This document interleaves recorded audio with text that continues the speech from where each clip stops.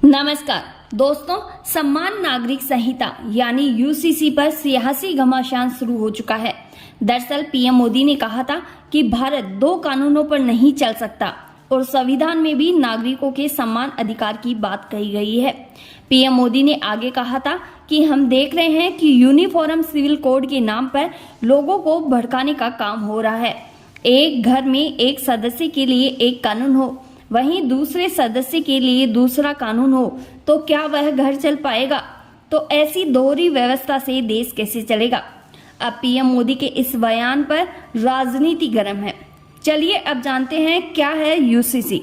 UCC का पूरा नाम यूनिफॉर्म सिविल कोड है, यानी किसी देश या क्षेत्र में रहने वाले लोगों पर लागू होने वाला एक ऐसा कानून जो कई तरह के पर्सनल लॉज का संग्रह है। पर्सनल लॉज में शादी, तलाक, संपत्ति बंटवारा, बच्चा गोद लेना आदि जो कि सिविल कानून के अंतर्गत आते हैं। दरअसल हमारे भारत में अलग अलग धर्म के अलग अलग कानून मौजूद है। ऐसे में अगर यूसीसी लागू होता है तो सभी धर्म जाति के लिए एक समान कानून लागू हो जाएगा।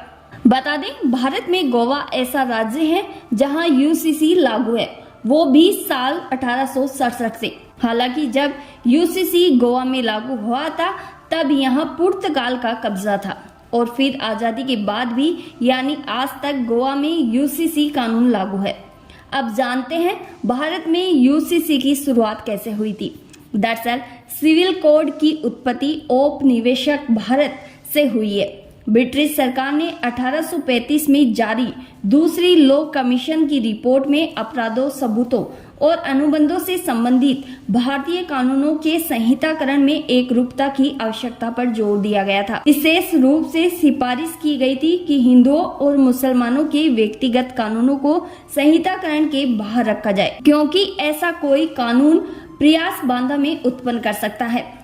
बता दें कि भारतीय संविधान के अनुच्छेद 44 के भाग 4 में यूसीसी शब्द का स्पष्ट रूप से उल्लेख किया गया है।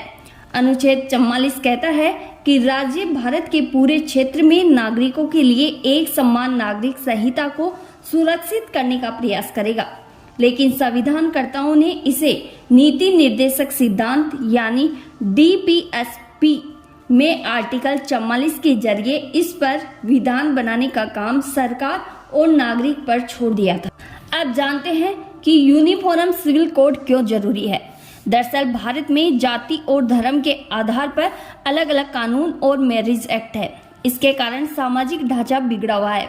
यही कारण है कि देश में यूसीसी की मांग उठती रही है, जो सभी जाति, धर्म, वर्ग और संप्रदाय को एक साथ यानी समान रूप से लेकर चले। दूसरा कारण, अलग अलग कानूनों के कारण न्यायिक प्रणाली पर भी असर पड़ता है। वर्तमान में लोग शादी, तलाक, संपत्ति बंटवारे आदि मुद्दों के निपटारे के लिए पर्सनल लॉ बोर्ड ही जाते हैं।